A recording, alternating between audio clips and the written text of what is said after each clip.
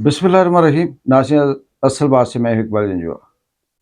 नाज़रीन, इस्लामी जमहूरिया पाकिस्तान से अभी तक कोई ऐसी अच्छी खबरें नहीं आ रही जिससे हम ये अंदाज़ा कर सकें कि पाकिस्तान के अंदर कोई सूरत हाल सियासी, समाजी या फिर किसी भी हवाले से इक्तिसादी बेहतर हो रही है, या जैसे किसी मरीज़ को दवाई दी जाए तो वो हल्का हल्का कहीं हरकत करता है, बात करता है, तो ये अंदाज़ा होता है कि इसकी सेहत बेहतर हो रही है। लेकिन पाकिस्तान ताहाल जिस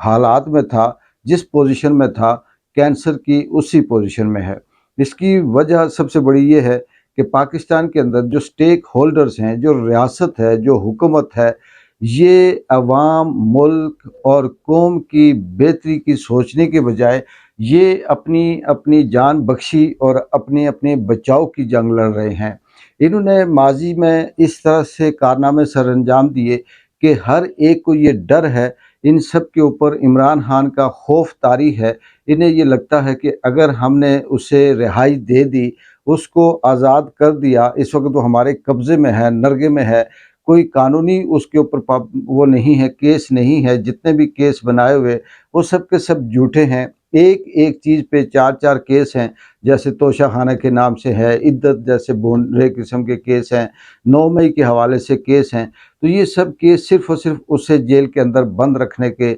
बहाने या बंद रखने के लिए किए हुए हैं। और रियासत और हुकूमत इस्टेब्लिशमेंट ये चाहती है कि या तो वो हमारे साथ डील करे, ये कहे कि जी मैं पिंजरे से निकलूँगा और आपको किसी किस्म की कोई छूट, वो आपके ऊपर कोई हमला नहीं करूँगा या आप पे केस नहीं बनाऊँगा, बल्कि मैं आपके साथ दोस्ती करूँगा और फिर ये कहूँगा कि हम एक पेज पे हैं। जबकि इमरान खान का स्टिल यही मौक़िफ़ है कि मर जाऊँगा, मैं किसी भी सूरत अपने मौक़िफ़ से पीछे नहीं हटूँगा। 9 मई हमने नहीं किया, ये जिन्होंने किया इसका सबूत सीसीटीवी कैमरे वाले देंगे। इसी तरह से साइफ़र के हवाले से वो डटा हुआ है कि तोशा खाना के हवाले से उसका वही मौक़िफ़ है, और जो उसकी बाकी जो उसके ऊपर केसेस हैं, मामलात हैं, वो अपनी जगह पे बिल्कुल बात में तम कायम है। उसका एक ही मुतालबा है कि अगर किसी ने मुज़ाकरात करने हैं या किसी ने हमारे साथ कोई बात करनी है तो वो पर्दे के पीछे बंद कमरे में नहीं होगी, ओपन एयर सबके सामने होगी। उसमें हमारा मैंडेट वापस किया जाए। इलेक्शन जो चोरी शुदा है, फार्म 47 वालों को बिल्कुल वाज़े तौर पर उन्हें बताया जाए कि ये उनकी सीटें नहीं हैं। जो बेगुनाह कारकुन कैद हैं, बंद हैं, उनको रिहा किया जाए और केसेस जो इस तरह से बेगुनाह बनाए हुए हैं वो ख़त्म किए जाएं। लेकिन रियासत और हुकूमत बिल्कुल ये नहीं चाहते कि वो उसकी बातें मानें, और दूसरी तरफ उनके ऊपर ये खौफ तारी है कि अगर हमने इसे छूट दी तो ये बाहर आएगा, फिर लीगल तरीके से हमारे ऊपर केस बनाएगा, और हम ये तो इसके ऊपर तो झूठे थे, फिर हम करप्शन के केस में फंसेंगे, हम 2 नंबरी में भी फंसते हैं, हम जो मनी लॉन्ड्रिंग है उसमें भी फंसते हैं और हमारे पास कोई जवाब नहीं है।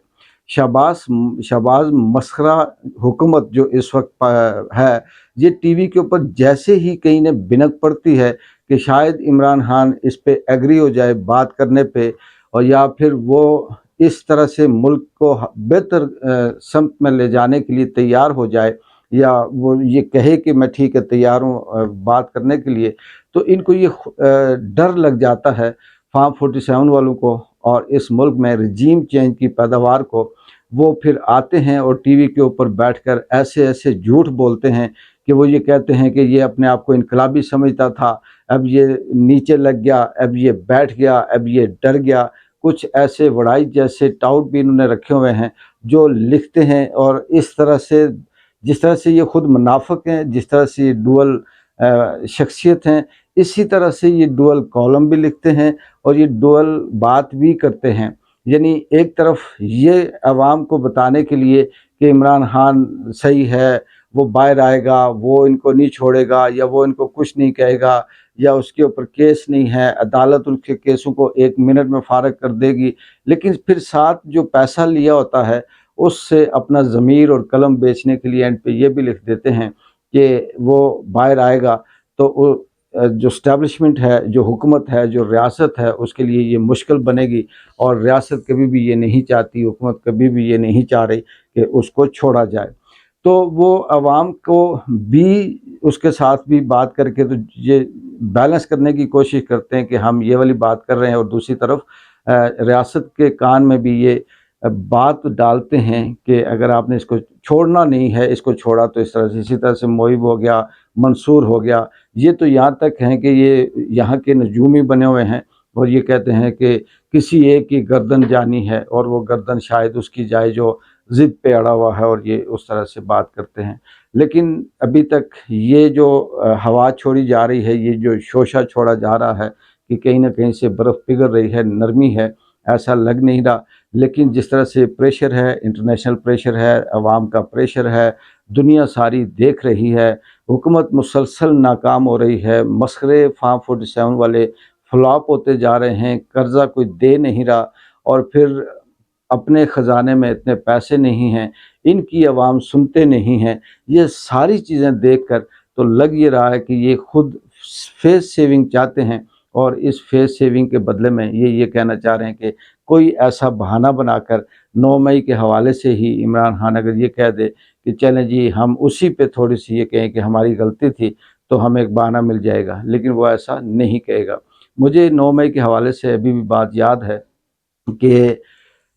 آج سے 4-5 سال پہلے میں نے ایک کالم لکھا ایجوکیشن کے اوپر، اسکول کی تعلیم جو بچوں کو سزا دی جا رہی تھی اس پہ، تو اس پہ میں نے یہ لکھا کہ یہ جو ٹیچر ہیں یہ جلاد بنے ہوتے ہیں، اسکول میں بچوں کو مارتے ہیں، سزائیں دیتے ہیں، اور اس طرح سے بچوں کی جو صلاحیت ہے، قدرتی جو صلاحیت ہے ان کے اندر، وہ ختم ہو جاتی ہے، اور وہ ڈر سے، خوف سے صرف رٹا لگا کے آتے ہیں۔ کسی مہربان نے جس اسکول میں میرے بچے پڑھتے تھے اسے فون کر کے کہا جی کہ اس شخص نے کالم لکھا اور اس نے آپ کے اسکول کو ہٹ کیا۔ مختصر یہ کہ اسکول کے پرنسپل نے آنن فانن میرے بچوں کو اسکول سے نکالا، اور نکالنے کے بعد پابندی لگا دی کہ یہ اسکول میں نہیں داخل ہو سکتے۔ بات بڑھتی گئی، بات بڑی، پریس کلب تک پہنچی، عوام تک پہنچی، لوگوں تک پہنچی، سیکٹری تعلیم تک پہنچی، پھر وہ جو اسکول تھا اس کی جو اعلیٰ انتظامیہ تھی اس تک پہنچی، ایک بہت بڑا جرگہ لگا۔ اس جرگے میں پرنسپل کا یہ مطالبہ تھا جی کہ میں معذرت کروں، معافی مانگوں، اور میں یہ کہوں کہ جی یہ میں نے لکھا ہے اور غلطی سے لکھا گیا ہے، آئندہ میں یہ نہیں لکھوں گا، تو ہم اس کے بچوں کو داخل کریں گے۔ میں نے صاف کہا کہ میں بچوں کو بھی نہیں پڑھاؤں گا، اسکول میں بھی نہیں چھوڑوں گا، لیکن میں لکھتا ہوں، لکھتا رہوں گا، اور کبھی بھی اس طرح سے میں معذرت نہیں کروں گا، کیونکہ میں نے صحیح لکھا ہے، یہ بات اس میں کوئی غلط نہیں ہے۔ تو بات یہاں تک آئی کہ جب جرگے نے زور دیا، فورس کیا کہ یا اسکول بند کرو یا اس کے بچوں کو داخل کرو، تو پرنسپل آ کے مجھے کہتا ہے کہ تم صرف اشارے سے یہ کہہ دو کہ یہ جو لفظ لکھا ہے، یہ جو لائن لکھی ہوئی ہے، یہ لائن میں لکھنا نہیں چاہ رہا تھا، ایسے ہی لکھی گئی، یا یہ لائن غلطی سے لکھی گئی، یا میں اس لفظوں کو چینج کرنا چاہتا تھا، نہیں ہو سکے۔ یعنی وہ صرف فیس سیونگ چاہتا تھا۔ تو میں نے پھر اسی جرگے میں یہ کہا کہ میں ایسا کسی صورت نہیں مانوں گا، اگر آپ ایسا کرتے ہیں تو آپ کی مرضی، لیکن میں نہ یہ کہوں گا کہ غلطی سے لکھا گیا، نہ کہوں گا کہ آئندہ ایسا نہیں لکھوں گا۔ تو پھر جب دباؤ آیا، پریشر آیا لوگوں کا، عوام کا، انتظامیہ کا، حکومت کا، پریس کلب کا، تو پھر اس نے مجبوراً میرے بچوں کو واپس اسکول میں بلایا، داخل کیا، اور پھر اسی طرح سے ایک اچھے طریقے سے چلتا رہا۔ اس وقت آپ اچھی طرح سے سمجھ سکتے ہیں کہ طاقت جہاں ہوتی ہے وہاں جھوٹ بولا جاتا ہے، اور طاقت ہمیشہ جھوٹ اور اپنی فسطائیت کا سہارا لیتی ہے۔ صرف اسٹیبلشمنٹ کو یہ چاہیے کہ 9 مئی کے حوالے سے عمران خان اتنا کہہ دے کہ میں نے نہیں کیا، میرے کارکنوں نے کیا، یا ہم نے اس طرح سے کوئی پلان کیا تھا، یا ہم سے غلطی ہو گئی، یا اداروں کے اوپر حملہ کرنا اچھا نہیں ہے۔ جبکہ عمران خان سے جب بھی بات کرتے ہیں وہ یہ کہتا ہے کہ فوج میری ہے، میں نے کبھی فوج کے خلاف کوئی بات نہیں کی، 9 مئی ہم نے نہیں کیا، یہ پلانٹڈ تھا، اور اگر کسی نے اس کی تحقیق کرنی ہے تو وہ CCTV کیمروں سے کرے، لیکن اس طرح سے فیس سیونگ نہیں مل رہی ریاست کو اور طاقتور حلقوں کو، اور پھر وہ اس کو